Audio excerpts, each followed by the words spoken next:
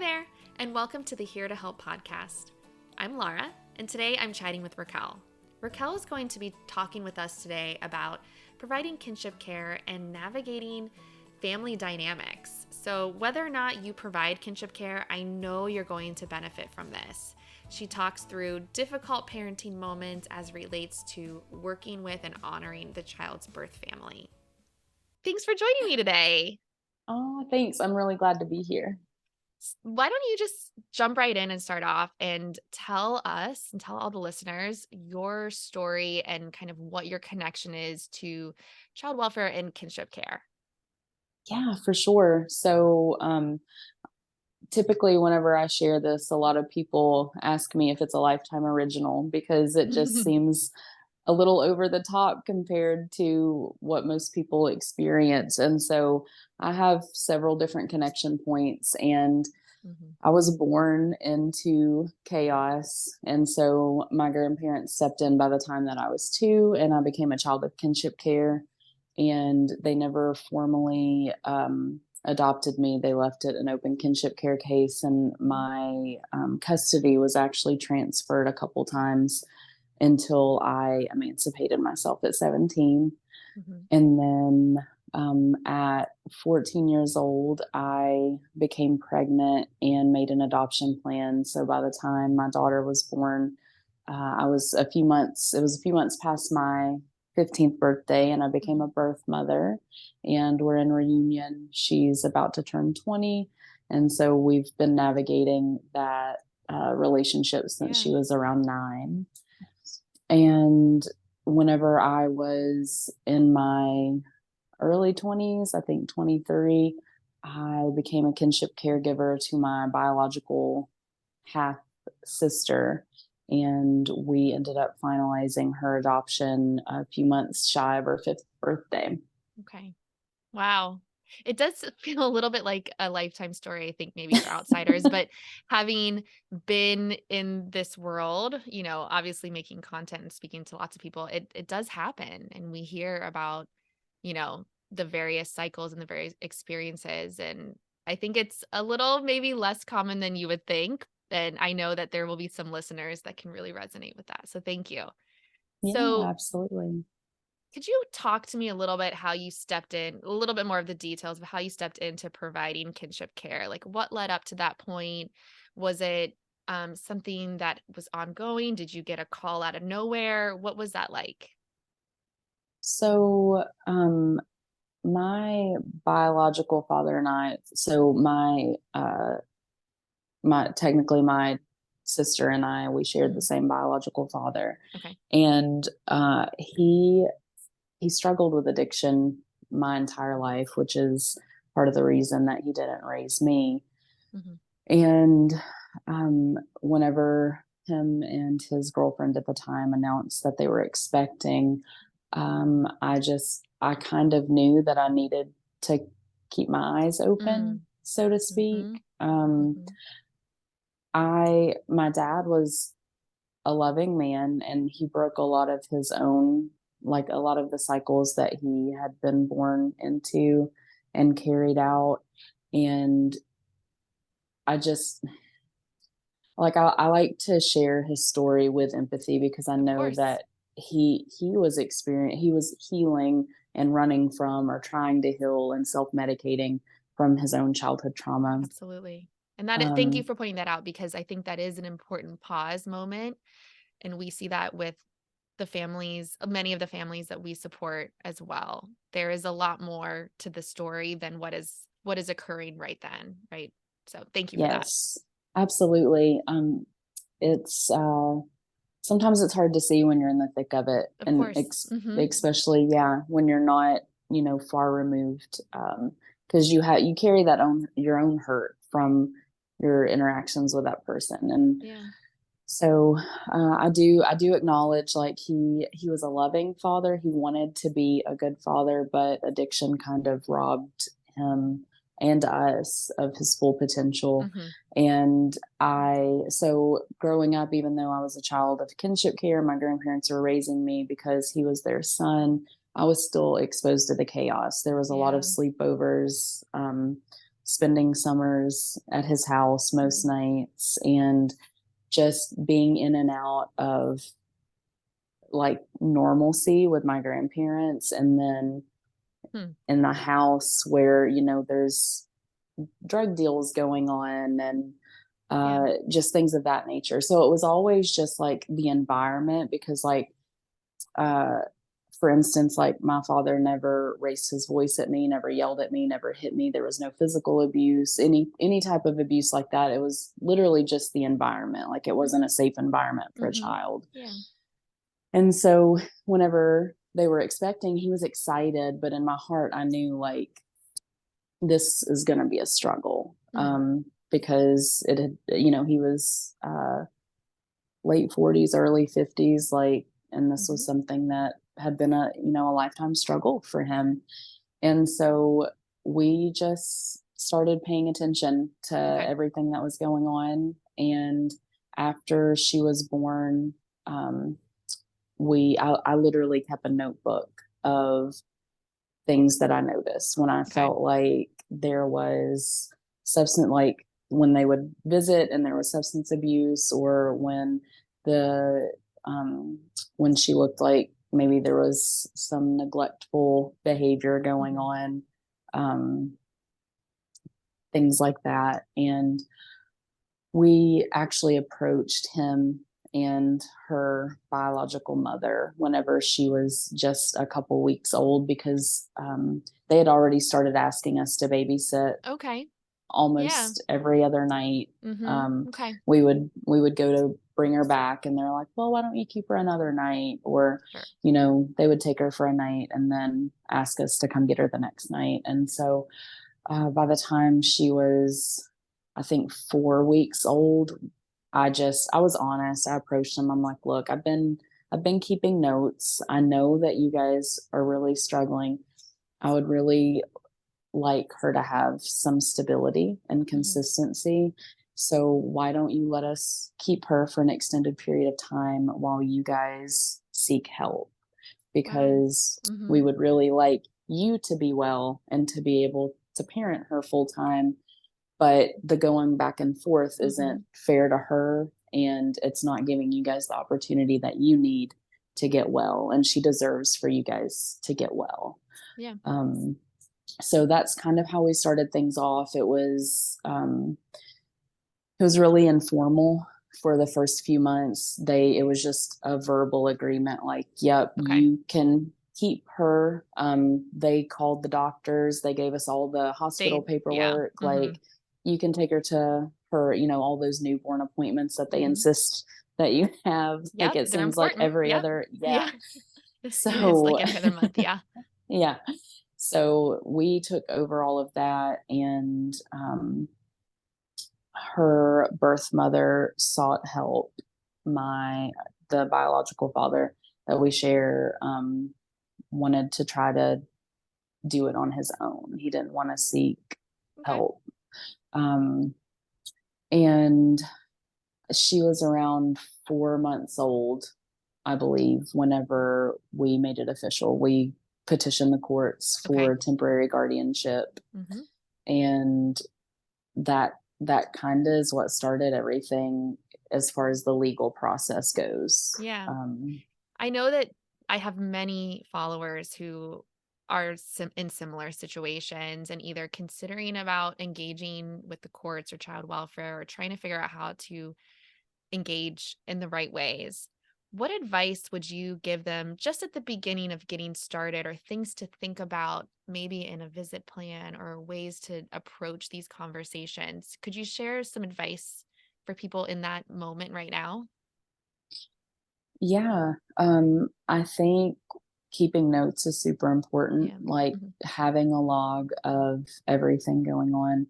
And as frustrated as you may be with the adult in the situation, having some empathy and grace and Mm, understanding that I would say 99% of the time, parents don't want to be struggling in a way that they can't parent their children. hmm. They don't want to be in these situations where they can't be a safe or a stable home. And I think it's super valuable to approach them with like a get better plan, not a Mm, I'm taking your kid, I want your kid, you don't deserve to be this child's parent. yeah. Um, I think there's got to be like, you have to compose yourself because sometimes we do feel that way. Like, Yeah. Well, I was you gonna ask should you do better. where do you put that anger and fear? Where does that go? Because if like do you have advice for a productive place or a safer place for those valid feelings as a caregiver? Where do you put them? Yeah. Do you get them? Do you get angry? Uh, yes. Okay. Oh my gosh. There's a running joke because it seems to run through our bloodline. Mm. And my father had that same fiery temper. And I was actually just talking to my grandmother a few days ago, and it came up, and I was like, I've mellowed out. Like, Yeah. I'm Mhm. not that same angry kid that I used to be. And she was like, really? Well, how'd you do that? Like, because like, that's our Sure. bloodline. Like, Yeah. people don't seem to outgrow that one emotion.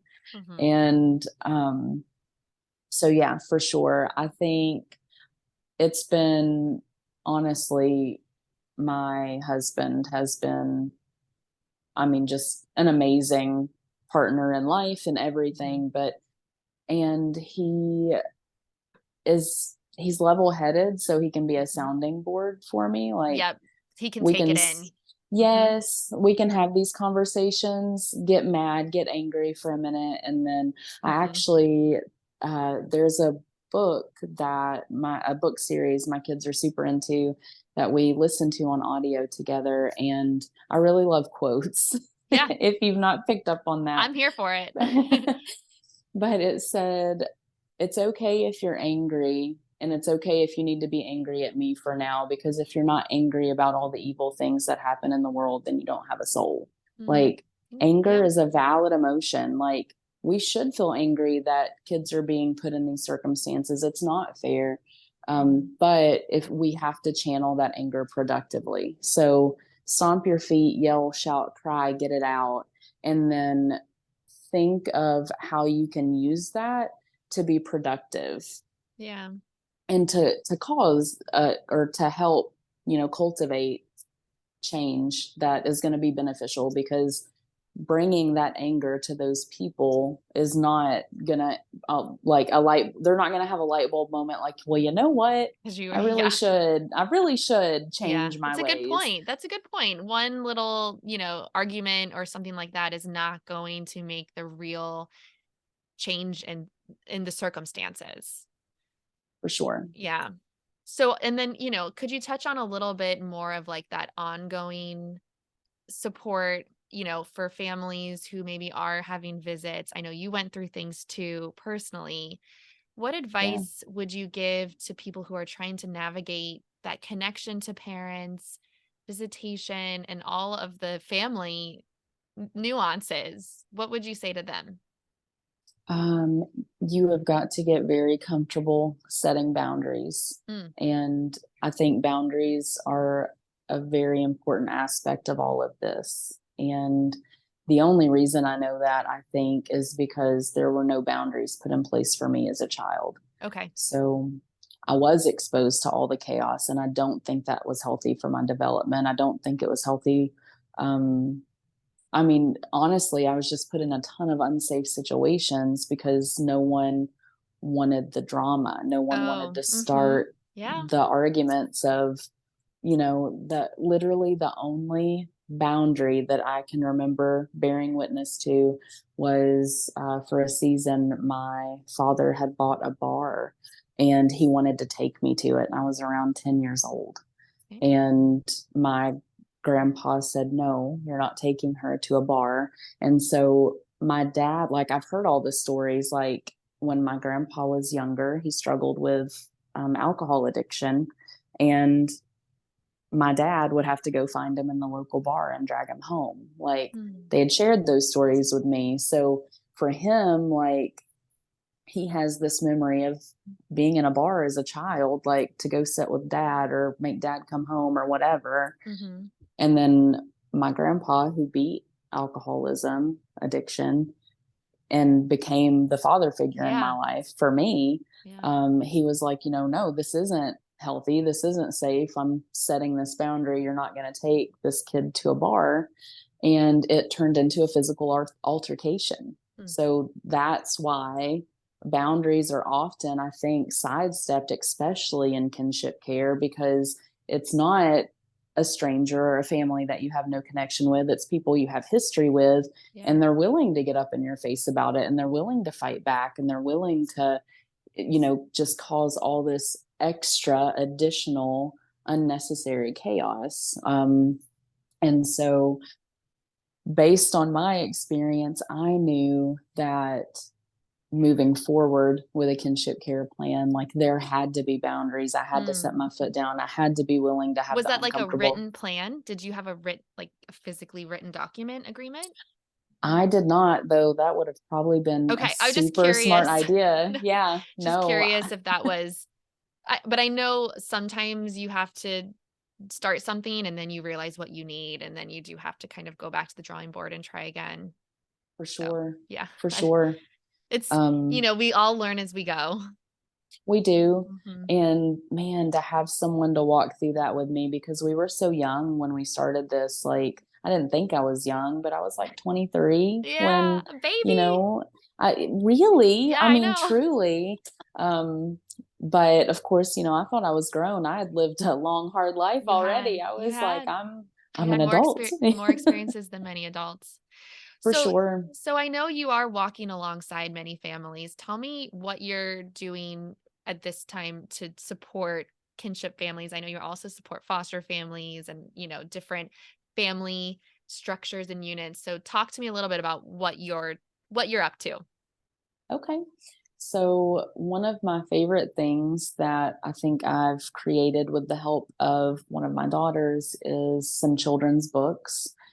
And the whole point of that was remembering also as a child that nothing was really spoken about in a healthy way. Mm. And uh, one of the easiest ways to have conversations with kids, or like a good, at least starting point, is to read a book that's relatable to A them and not. 100%. Mm-hmm. Yes.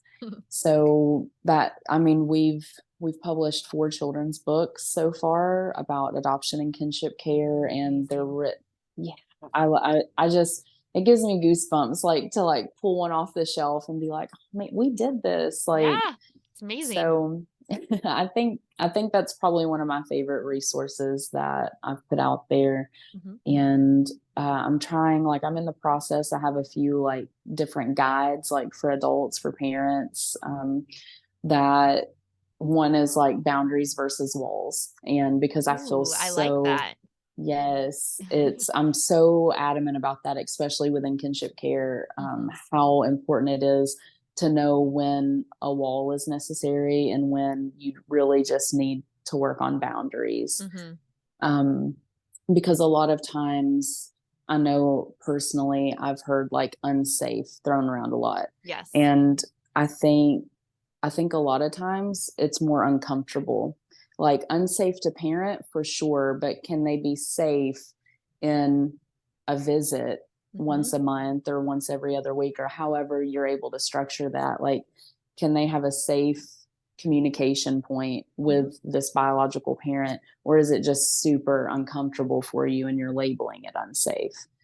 So, I have a guide right now that I'm working on, and it is meant to help you navigate questions that may be intrusive or insensitive or Mm. just curious, because everyone within the kinship, adoptive, foster community knows that you meet people that just, they don't know how to have these conversations respectfully. And so, kind of working on building our own intuition so that we know how to be our children's gatekeeper, and we know how to respond in a way that isn't inflammatory, but grace filled, and realizing that not everyone realizes when they're being intrusive or Yes. insensitive. Yeah. And so that guide will be releasing later, but just different things like that. And I started a podcast about a month ago. So just, I'm trying to hit just all the little connection You points, different are. You ways. absolutely are. You've hit me. I know you're hitting others. with all these families, kind of just my last question for you. With all these families that you are talking to, what's like the number one question that's asked or the number one thing you see families maybe doing wrong or a misstep? Could you tell me kind of what you're hearing most often? I think a fear of birth or biological mothers. Just like Um, just a fear.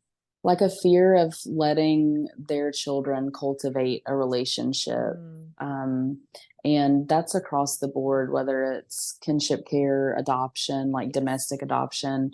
Yeah. It's just, and again, it's different in all situations, but with like kinship and foster care, Hmm. it's the whole unsafe conversation. Yes. And totally get that because I was separated from my biological mother when I was 2 Hmm. because she was unsafe, but she was doing the same unsafe things that my biological father was doing. But because it was his parents that were raising me, they were willing to overlook him and cut ties with her. Mm, And so I think being able to have empathy and grace for both sides, including the side that you're not related to whenever kinship care is involved. But realizing that 90% of the time, I just throw out percentages, I'm guessing, with the amount of people that sure, I've I get talked it. I to. get it. Hmm. This is not Yeah. statistical, Yes. but I would say, 90% of the time of the birth mothers that I've spoke with, including those that have lost parental rights Hmm. from their involvement with the child welfare system, they just want to know their child. They're not trying to steal them from you. They're Hmm. not trying to turn them against you or make this child love them more than they love you. And I think with a lot of foster and adoptive moms, there's this fear there that they can't love both of them equally, or I don't know. It's just, and I get it because I think probably one of the hardest things for me to admit is I had to fight my own fear and jealousy when navigating opening up a communication with our youngest daughter's Yeah. birth mom. And I thought that was so odd for me, having known what my grandparents severing that connection for me felt like, Hmm. and the way that they handled that. And they thought they were handling it well, but they didn't. And so, having experienced that, having been a birth mother that made an adoption plan, and just being so grateful to be able to have this Yeah. relationship with my kiddo now.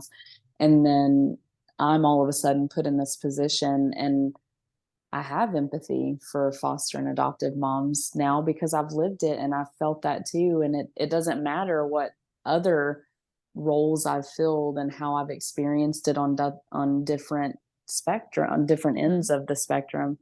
I still initially really struggled with a ton of fear and a ton of just, I mean, jealousy. There's no better word for it. Just this Yeah. fear of, well, what is this going to look like in the future, or how can I, you know, navigate this well that doesn't make our daughter feel like she's put in between. I think you make some really good points about, feeling that guilt and compassion and this like fear. And it is complex. And I think it comes from this being just sort of an unnatural situation. You know, we Yes. this isn't a good thing for families. This isn't the way families are supposed to happen. And, I think when we look back many years, communities and families lived closer together. We knew our neighbors. We had relatives living in our homes with us. And I think it's really hurt a lot of families the way things have changed. And I think you showcasing and like all your various emotions, that's just sort of my takeaway.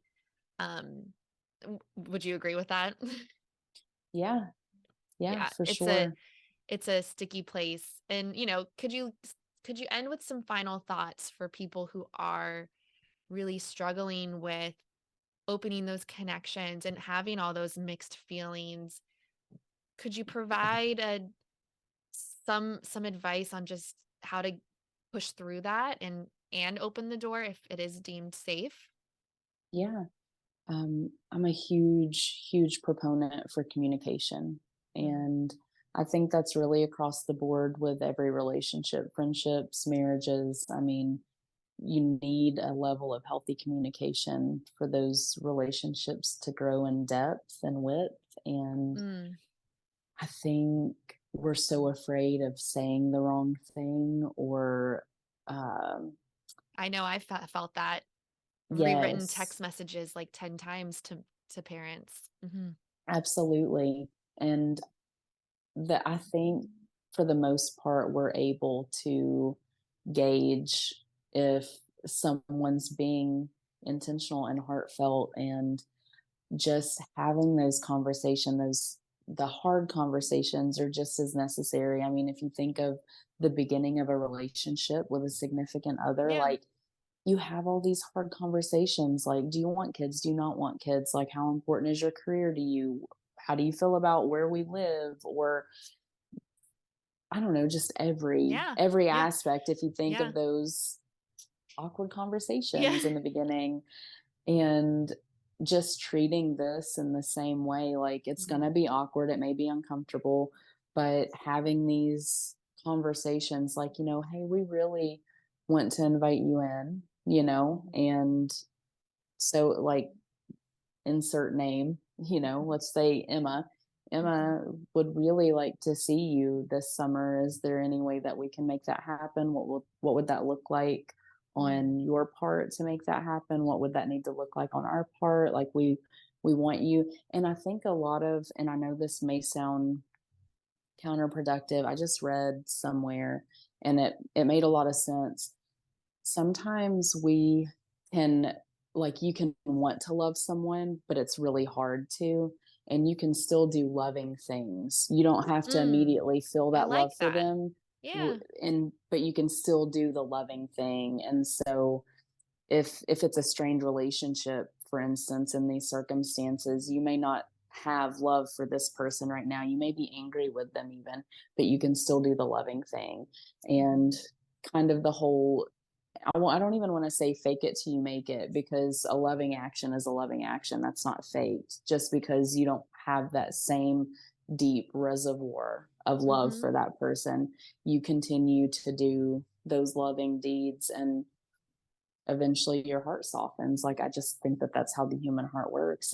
And that's Yeah. how we build empathy for others. We you do the loving thing, you make this, relationship happen, and then you sit in community with that person and you hear their story, and your heart softens a little That bit, is true. realizing that, it's not just this terrible person doing this terrible thing. It's this human that's hurting and broken and healing, and maybe they don't have a support system, maybe they don't have anyone else that cares, and they're navigating this all alone. And just you doing these loving things, that could be the only loving thing they felt from another human. Hmm. I mean, it's just, Yeah. I mean, I think that that hits hard for me. I think you're right. And I think that advice can be applied to all the parents we work with, no matter what stage or situation it is, because we don't know what's going on. And I think when we create safe places to listen, that's when we can, as you said, your heart can soften and yeah, you can kind of start to have productive thoughts and productive action. I think that obviously centers the needs of the child and that relationship. So yes.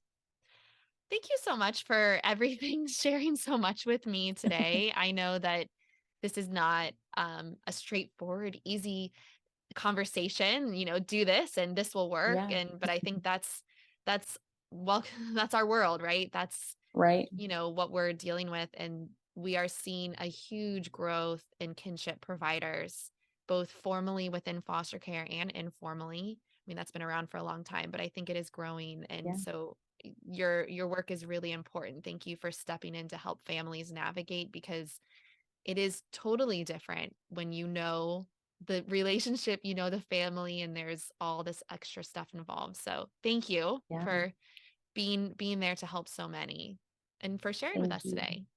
Absolutely. Thanks for having me. I'm truly overjoyed that I'm able to see so much of my life. It feels like come full circle and Hmm. put me in a position to be able to relate to others that they just need to hear from someone who gets it. Yeah, that can make all the difference. So, Yeah. all right. Thank you. A big thank you to Raquel for sharing so much with us today. And thank you to you, the listener. I appreciate you tuning in. This is the humble beginning of my podcast, and I appreciate you joining from the beginning and showing your support. I look forward to sharing more conversations and more learnings with you in the coming weeks. Take care.